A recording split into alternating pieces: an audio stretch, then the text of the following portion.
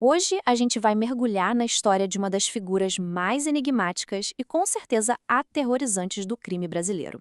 Uma lenda que nasceu no escuro, com o brilho de uma única luz. Vamos tentar imaginar a cena. São Paulo, finalzinho dos anos 60. A cidade está crescendo a todo vapor, sabe?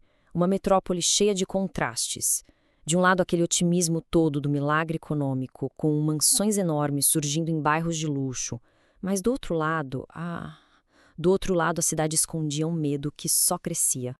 E bem no centro desse medo, tinha uma pergunta que não queria calar, que ecoava nos jornais, nas conversas. Quem era essa figura, esse fantasma que invadia as casas mais seguras, não só para roubar, mas para fazer um verdadeiro teatro de horror psicológico?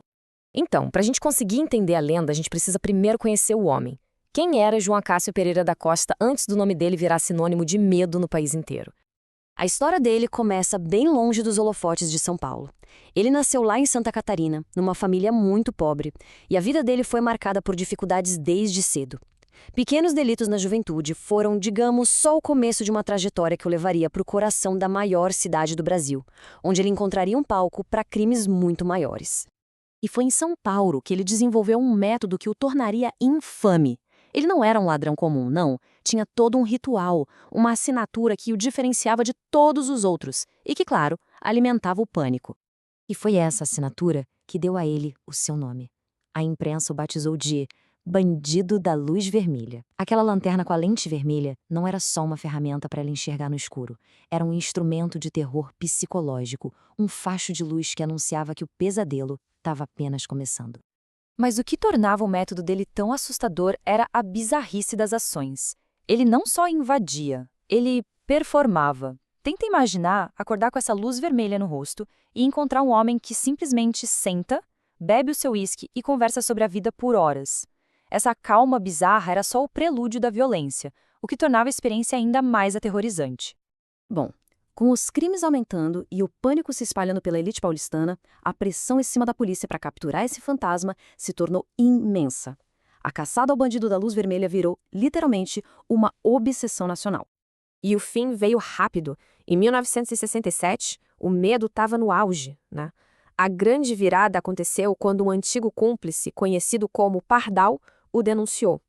Com o nome e um rosto, a polícia finalmente conseguiu rastreá-lo até Curitiba e foi lá que o reinado de terror terminou.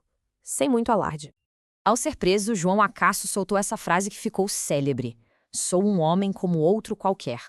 Uma declaração chocante, que revela o abismo que existia entre a imagem monstruosa criada pela mídia e a forma como ele se via. Um homem que se dizia comum, mas que cometeu atos extraordinariamente brutais. Mas a captura não foi o fim da história. Na verdade, foi o começo de um capítulo totalmente novo. Atrás das grades, o criminoso começou a se transformar em algo bem diferente. Um ícone. A sentença dele foi, astronômica para a época. 351. Isso mesmo, 351 anos, 9 meses e 3 dias de prisão. Um número que parecia ser a garantia de que ele jamais veria a luz do dia como um homem livre de novo. E aqui a gente vê a grande dualidade da figura dele. De um lado, os fatos brutos. 4 assassinatos, 7 tentativas de homicídio, 77 assaltos. Do outro, sua transformação num anti-herói cultural. Para entender isso, a gente tem que lembrar do Brasil da época, vivendo sob uma ditadura militar. Nesse clima de repressão, o cineasta Rogério Sganzerla usou a história do bandido para fazer uma crítica super ácida da sociedade.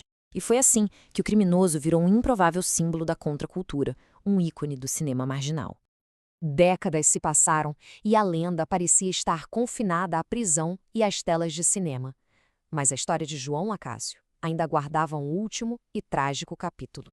Em 1997, depois de cumprir 30 anos de prisão, que era o tempo máximo permitido pela lei brasileira na época, João Acácio foi libertado. O famoso bandido estava de volta ao mundo. Mas a liberdade dele seria surpreendentemente curta. O fim dele, no entanto, não aconteceu em um confronto com a polícia ou numa volta ao crime. Menos de 5 meses depois de ser solto, João Acácio foi morto a tiros durante uma briga banal com um pescador. O homem que aterrorizou uma metrópole morreu de uma forma mundana, quase anônima, na sua cidade natal. A história do bandido da luz vermelha deixa a gente com essa pergunta na cabeça. O que em figuras como ele captura tanto a nossa imaginação? É o medo que provocam? A estranheza dos seus métodos? Ou será que as histórias deles refletem, de alguma forma, as contradições da própria sociedade? A lenda, com certeza, permanece, muito tempo depois que a luz vermelha se apagou.